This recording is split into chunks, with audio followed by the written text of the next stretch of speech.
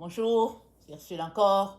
On est le 18 mai 2026. Alors je viens sonner la trompette aujourd'hui encore et je viens proclamer le retour de notre Seigneur Jésus-Christ. Amen. Soyons tous bénis, soyons remplis de la joie de notre Dieu. Alors, je viens parler des conseils et des réflexions que le Seigneur a pour nous si, n'est-ce pas, nous les voulons. Alors, notre texte se trouve dans Proverbe 22, au verset 17, c'est dit: prête l'oreille et écoute les paroles des sages. Applique ton cœur à ma science, car il est bon que tu gardes au-dedans de toi, que tu les gardes, pardon, au-dedans de toi, et qu'elles soient toutes présentes sur tes lèvres, afin que ta confiance repose sur l'Éternel. Je veux t'instruire aujourd'hui, oui, toi. N'ai-je pas déjà pour toi mis par écrit des conseils et des réflexions pour t'enseigner des choses sûres, des paroles vraies, afin que tu répondes par des paroles vraies à celui qui t'envoie? Amen. Alors, le Seigneur nous informe qu'il a déjà mis par écrit des enseignements, des instructions pour nous. Et quand les a-t-il mis? Nous savons que, n'est-ce pas, la vie n'a pas commencé avec notre génération. Nous sommes au 21e siècle. Et avant que nous soyons au 21e siècle de notre ère, il y avait déjà des prophètes, il y avait déjà des gens qui ont marché avec Dieu. Et la Bible cite quelqu'un comme Enoch, n'est-ce pas, qui fait partie, je pense, le septième homme qui a marché avec, septième, dans la lignée, je veux dire, qui a marché avec Dieu et qui ne fut plus trouvé à cause de sa pureté devant Dieu. Donc ça remonte à très très loin, les conseils de notre Dieu à, à l'être humain, n'est-ce pas? Maintenant, il est important que nous puissions en prendre connaissance pour savoir comment marcher. Si on ne prend pas connaissance des conseils de Dieu, jamais on ne saura comment se comporter. Alors, Dieu nous dit au verset, nous sommes dans le proverbe 24, pardon, le proverbe 22, Dieu nous dit, il nous dit, attendez, je vais me concentrer, il dit: prête l'oreille et écoute les paroles des sages, applique ton cœur à la science. La première des choses, c'est de prêter l'oreille. Si tu ne fais pas attention, si tu es distrait dans ce que Dieu dit, alors il a beau parler, rien n'arrivera à tes oreilles. Et puis très souvent, on sait ce qui se passe, n'est-ce pas? Surtout si on a des enfants. Alors que tu es en train de parler avec l'enfant, l'enfant est en train de surfer sur sa tablette, ou bien tu es en train de parler avec l'enfant et puis il regarde à autre chose. Et ça veut dire qu'il y a un qui est en train de parler et il y a l'autre, n'est-ce pas, qui n'écoute pas du tout. Si bien que quand la conversation va finir, si tu demandes à celui-là qu'est-ce que tu as dit, il ne saura quoi dire. Et très très souvent, c'est comme ça que nous nous comportons envers Dieu. Quand bien même nous venons pour lire la parole de Dieu, nous lisons, on ne sait pas qu'est-ce qu'on lit, mais toujours est-il que on pourrait se retrouver à fermer la Bible sans jamais savoir ce qu'on a lu. Ou bien si on a lu, une fois que la Bible est fermée, on vient d'oublier. Alors, le Seigneur nous dit qu'il a mis des conseils et des réflexions pour que nous puissions les pratiquer. Et 2 Timothée 3, le verset 13 nous dit: mais les hommes méchants et imposteurs avanceront toujours plus dans le mal, égarant les autres et égarés eux-mêmes. Toi, demeure dans les choses que tu as apprises et reconnus certaines, sachant de qui tu les as apprises. Dès ton enfance, tu connais les saintes lettres qui peuvent te rendre sage à salut par la foi en Jésus-Christ. Toute écriture est inspirée de Dieu, utile pour enseigner, pour convaincre, pour corriger, pour instruire dans la justice. Amen. Donc, ici encore, c'est la preuve que Dieu a pourvu des écritures, il a pourvu des proverbes, n'est-ce pas, pour que nous puissions les étudier et tirer leçon. Et dans un temps où les gens se sont refroidis quant à la relation avec Dieu, quant à entretenir une relation avec Dieu, dans un temps comme celui-là dans lequel nous sommes, il est encore plus pressant, n'est-ce pas, de pouvoir écouter les conseils de Dieu. Parce qu'il y a la sagesse du monde et il y a la sagesse de Dieu. Et nous savons tous que les gens, ils raffolent pour la sagesse orientale. Ils vont, n'est-ce pas, pointer un type de sagesse. Tout le monde va se ruer sur cette sagesse-là. Ça devient un phénomène de mode. Et finalement, Dieu est laissé pour compte. Il est juste mis dans un coin. Mais nous savons tous que Dieu, on ne peut jamais le contourner. Un jour ou l'autre, on va le rencontrer. Que ce soit maintenant, ou bien que ce soit plus tard à la fin de ton parcours sur la terre, tu vas rencontrer Dieu. C'est-à-dire, tu devras répondre de ta venue sur la terre. Si tu as bien fait ça, tu rentreras à la maison du Père, dans ses bras, il t'accueillera, n'est-ce pas? Et si tu n'as pas bien fait ça aussi, si tu ne le rencontres pas, mais au moins tu vas te rappeler de tout ce qu'il t'aura dit, même si dans ton état d'être humain, tu as tout oublié et que tu es venu sur la terre, au lieu de te concentrer sur les choses de Dieu, tu t'es concentré par exemple, n'est-ce pas, à satisfaire tes désirs personnels et tout ça. Alors, on ne peut pas contourner Dieu. Et aujourd'hui, nous sommes informés qu'il a des conseils pour nous. Et même, on pourrait penser que ces conseils sont des conseils généraux et que, bon, c'est des grandes lignes. Mais si tu donnes ta vie à Jésus, que tu l'invites à venir dans ta vie pour être ton Seigneur et ton Sauveur, ce sera le point de départ d'une nouvelle relation avec lui. Dans ce sens que Dieu vient habiter en toi et à partir de là, ces conseils qu'il a mis sur écrit quelque part va devenir tout simplement des conseils, n'est-ce pas, qui te seront adaptés dans ta relation avec lui. Parce qu'il viendra tous les jours, il parlera avec toi, il te conduira, il te dirigera et il t'aidera à accomplir ce pourquoi il t'a envoyé sur la terre. Alors, Dieu a des conseils pour chacun d'entre nous et commence par lui donner ta vie. Amen.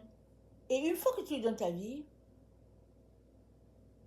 il est important que tu mettes sur pied un programme pour le rencontrer. Alors, on sait très bien le faire dans la vraie vie, pour ce qui concerne nos travaux, en tout cas nos activités dans la maison, l'organisation de notre vie, notre emploi du temps, on sait très bien comment faire ça. Mais on dirait que quand vient le moment de penser à Dieu, on dirait que ce sont les choses qu'on a tendance à oublier. Ou bien on perd la direction et puis on ne sait pas où se tourner. Toutefois, on ne peut pas ignorer que tout ce que Dieu veut, c'est nous instruire, c'est nous donner les directives pour notre vie sur cette terre et aussi c'est la vie sur la terre qui va continuer une fois qu'on est dans la présence de Dieu. Alors, ce n'est que ça que Dieu veut, nous aider. Et ça va commencer tout simplement que toi aussi tu le veuilles. Parce que Dieu ne peut pas te forcer. Comme aujourd'hui, il t'informe qu'il a des conseils pour toi. Il a des paroles qu'il a mises sur écrit pour toi. Si ça t'intéresse, tu vas venir lui dire que tu aimerais les avoir. Mais si ça ne t'intéresse pas aussi, tu vas juste jouer à la sourde oreille ou bien classer Dieu comme quelqu'un de démodé et puis faire comme les gens font dans notre temps. Et ça va toujours te rattraper. Vaut mieux tôt, n'est-ce pas, que tard. Et le tôt pour toi, c'est aujourd'hui. Viens rencontrer Dieu aujourd'hui. Et si tu l'as déjà rencontré, décide de changer toutes ces choses-là qui ont besoin d'être changées pour que ta relation avec Dieu soit une relation d'intimité. Pas une relation, n'est-ce pas, de salutation à la porte comme bonjour, bonjour et puis c'est tout. Mais une relation d'intimité où tu peux entrer dans la proximité avec Dieu et il peut te dire des choses qui sont des choses peut-être secrètes, mais il va te les dire à toi parce que vous avez une relation. Et ce qu'il va te dire, ce sera pour ton bien, pour ta protection. Alors, dans 2 Timothée 4, on est aussi informé que il viendra un temps sur la terre où les gens auront la démangeaison d'entendre les choses agréables. On peut le constater autour de nous aujourd'hui. Les gens, ils n'ont pas le problème d'acheter des livres et des livres. S'asseoir là à lire des histoires inventées par quelqu'un. Et puis être captivé par quelque chose, n'est-ce pas, de fictif. Et ils sont là-dedans. La Bible contient la parole de Dieu et c'est la vérité. Elle contient la parole de Dieu qui est vérité. Et l'être humain n'est pas intéressé. Comment vas-tu connecter à l'auteur de ton salut? Comment vas-tu connecter à ton Créateur? Comment vas-tu connecter à la lumière? Parce que c'est à travers sa lumière que nous avons la lumière. Dieu est lumière et en entrant en communion avec lui, nous, nous, nous bénéficions des différents attributs qui sont les siens, lesquels attributs nous permettent de pouvoir acquérir des habiletés utiles à notre parcours sur la terre. Et tout ça, on va les acquérir alors qu'on écoute les conseils de Dieu et qu'on les met en pratique. Alors, il a des conseils, il a des réflexions pour nous. Et je viens nous encourager à aller chercher le maximum de tout ce que Dieu a pour nous.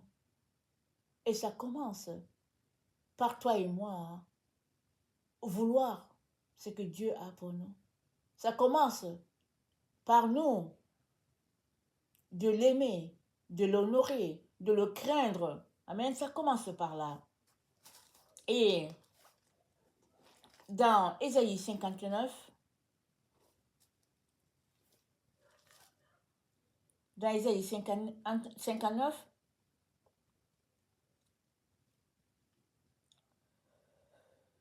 au verset, attendez, Ésaïe 59,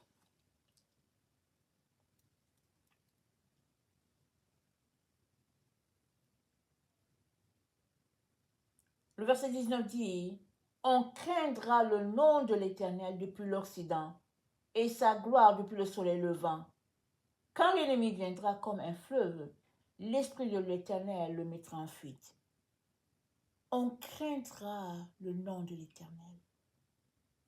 C'est une raison suffisante pour que tu veuilles avoir une relation avec lui. On craindra le nom de l'Éternel. C'est une raison suffisante. Juste la crainte de Dieu devrait te pousser à avoir cette relation avec lui. Maintenant, si tu n'as pas de crainte pour lui, ou si tu n'as pas de respect pour lui du tout, alors on peut comprendre que tu cours après les autres choses.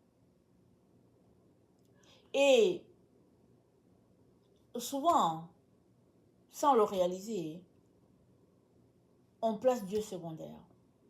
On se dit, je dois chercher à manger, je dois avoir une position sociale, je dois faire ceci. Et puis, on n'arrête pas de courir après un certain bonheur, n'est-ce pas qu'on cherche? Mais au fait, Jésus-Christ nous a montré la voie par excellence. Et Jésus ne doit pas passer secondaire, il doit passer prioritaire. Et c'est les autres choses qui doivent être secondaires. Et étant prioritaire, n'est-ce pas, dans notre emploi de temps, alors on pourra bénéficier des différents conseils. Et dans notre programme, laisser tomber ces choses-là qui ne cadrent pas avec notre point prioritaire. Amen. Parce que si on met Jésus-Christ secondaire, chaque fois que nos besoins ne sont pas atteints, on va toujours continuer de courir après nos besoins.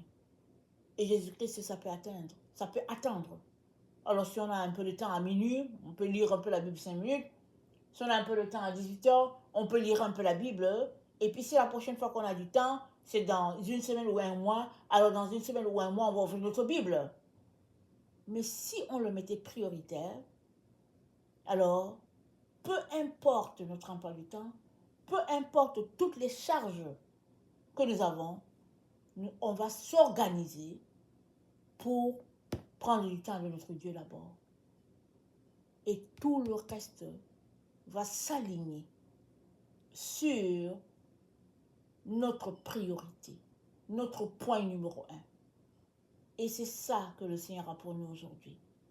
Des conseils, des réflexions, nous montrer comment savoir marcher.